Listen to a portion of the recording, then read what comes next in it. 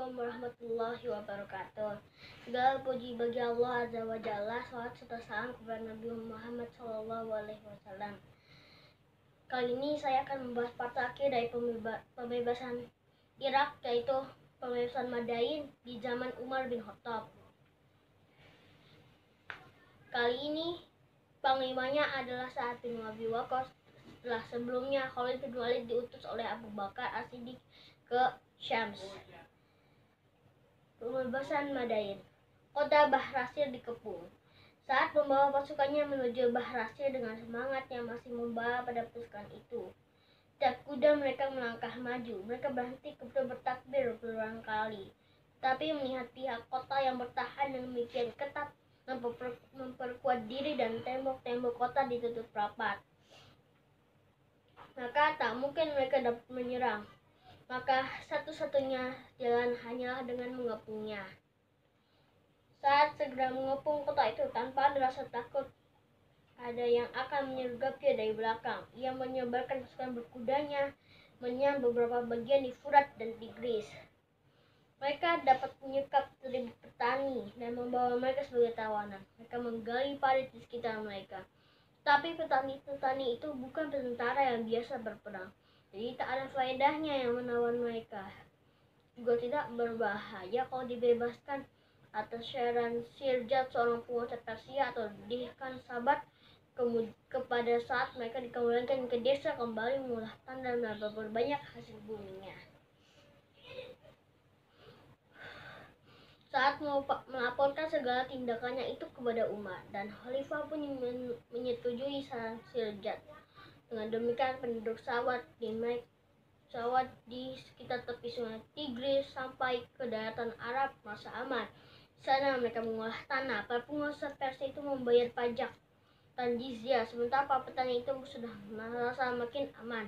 Saat meneruskan pengepungan atas kota Bahrasir, tentu merasa khawatir akan disergap dari belakang. Juga bahan makanan pasukan juga tak perlu dikhawatirkan.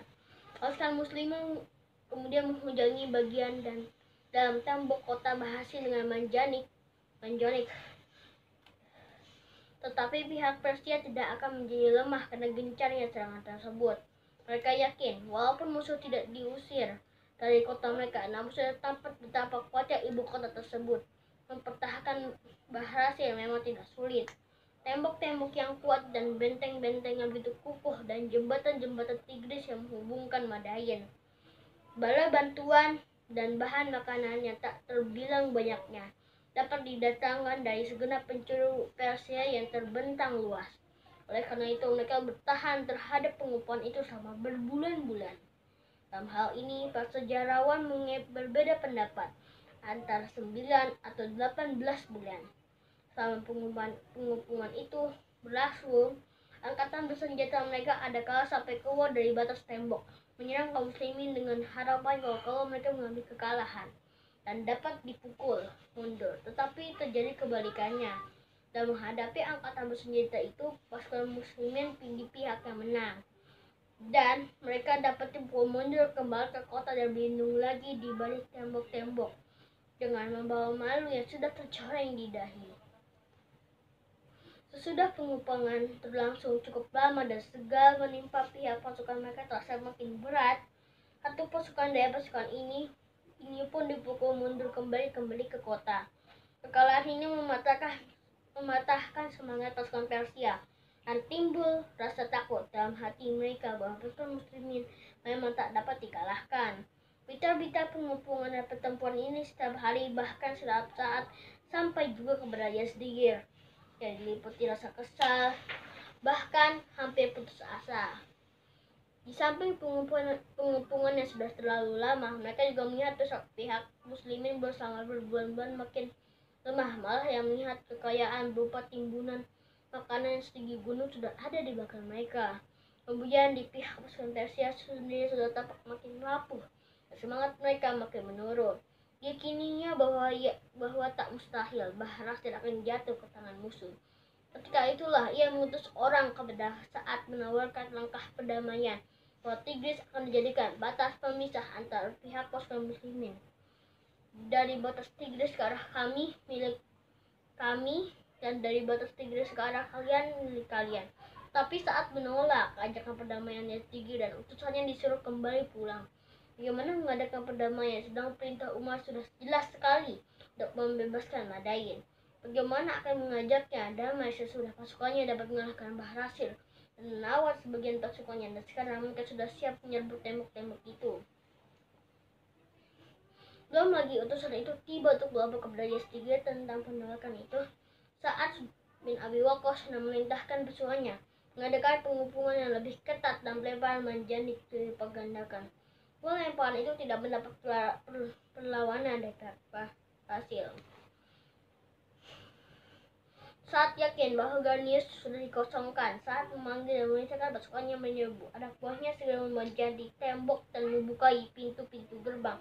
Tetapi tak ada perlawanan. Tidak ada orang tampak keluar kecuali seorang lelaki yang menyerukan keamanan dari orang ini. Kemudian diketahui bahwa Garnius Bahrasir memang sudah dipindahkan ke Madain atas perintah Yazdegir, dan bahwa jembatannya sudah dibakar dan mengumpulkan semua kapal yang berlayar di Sungai Tigris, dan tujuan agar arus sungai yang bergolak itu tetap menjadi garis pertahanan mengusir para penyerang dari ibu kota yang makmur itu.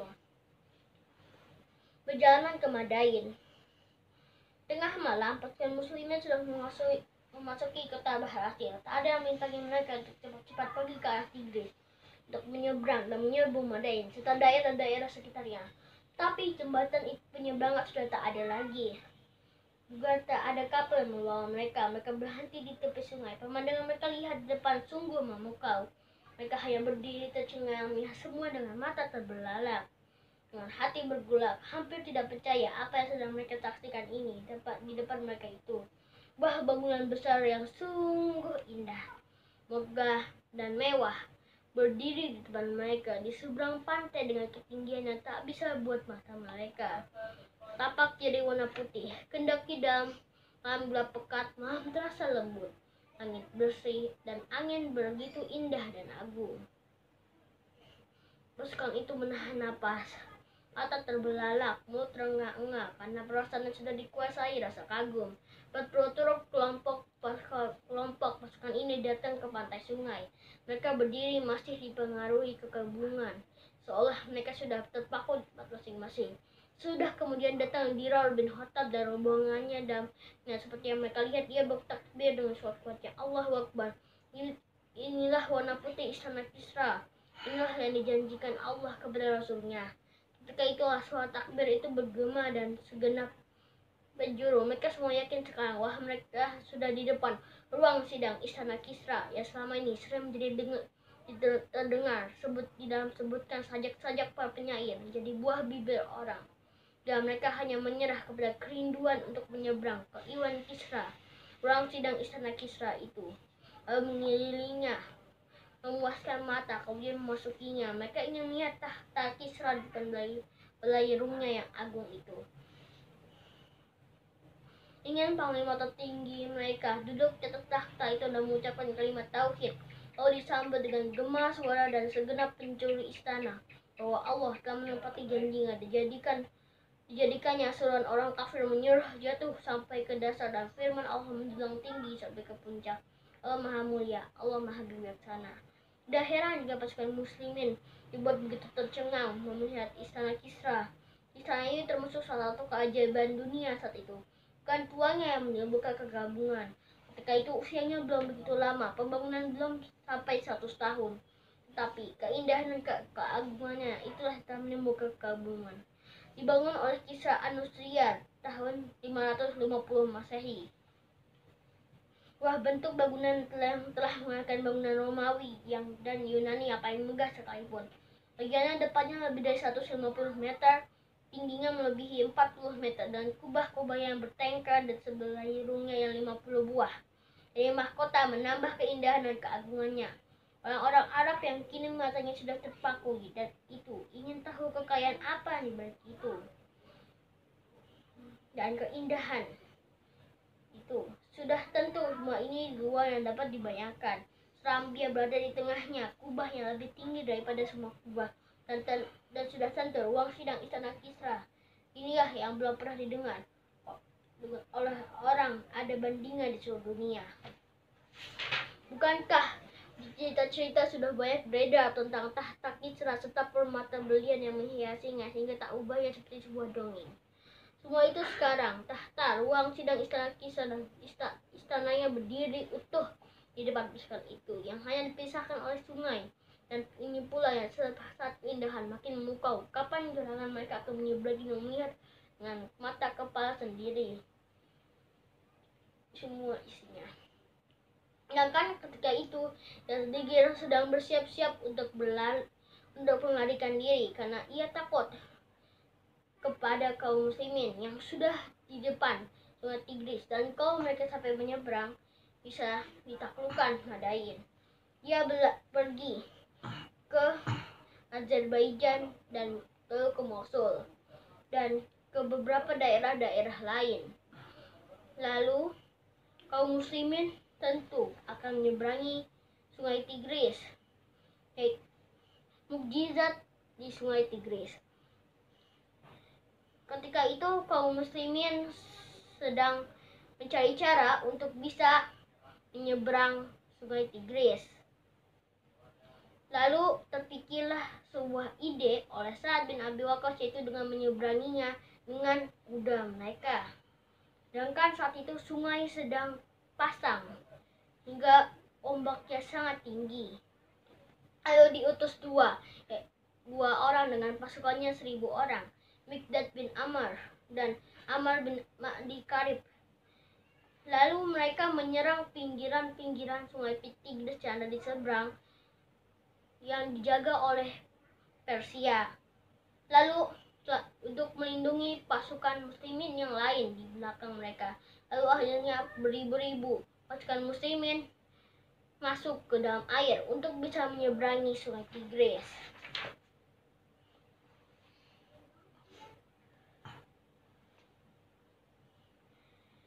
Lalu setelah itu mereka masuk ke dalam istana Kisra. Lihat pasukannya sudah begitu kuat di saat Madain. Sa'ad bin Abi Waqqas memerintahkan semua anggota pasukannya berkuda yang ribuan jumlahnya itu serentak menyerbu masuk ke sungai yang sedang bergejolak itu. Seperti dilakukan Asim tadi, sungai yang saat itu sudah penuh kuda, tak tampak air lagi airnya. Para nelayan perahu dan awak kapal orang Persia diperintahkan oleh Asim untuk bertolak ke seberang Bahrasi untuk mengangkut pasukan muslimin yang tidak menyeberang dengan kuda. Ketika saat dengan angkatan bersenjata yang menyeberangi penghuni Madain sudah lari semua, yang masih tinggal hanyalah mereka yang bertahan di Istana Putih. Tetapi mereka tidak tahu mengadakan perlawanan, bahkan setuju membayar jizyah. Pintu istana dibuka oleh pasukan muslimin.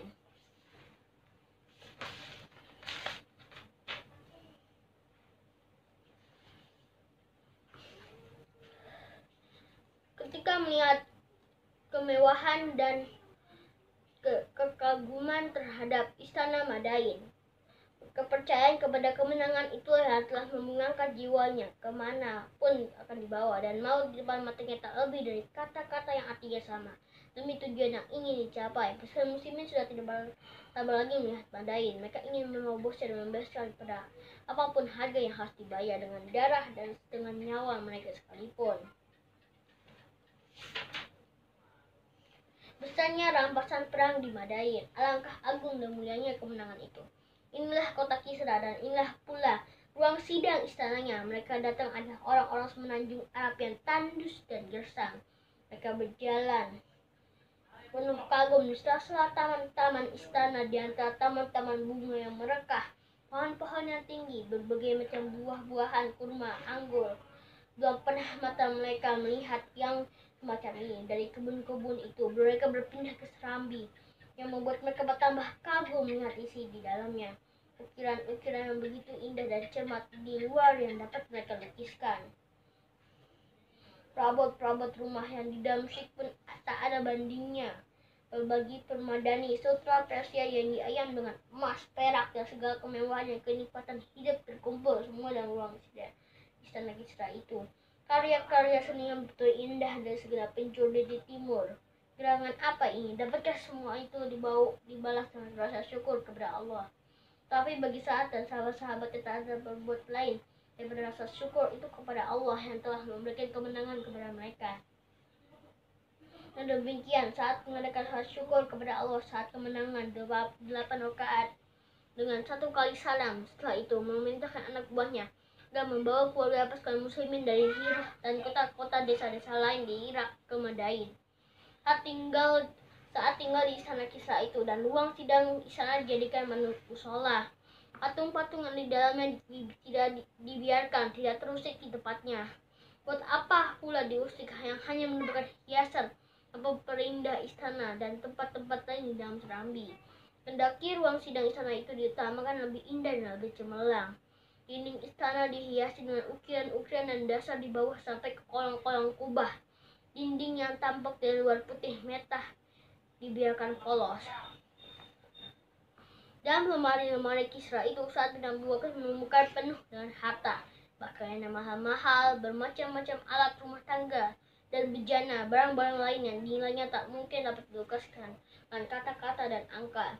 Dan pada itu saat sudah mengirim pasukannya untuk mengejar Yazdigir dan mereka lari bersamanya ke Hulwan.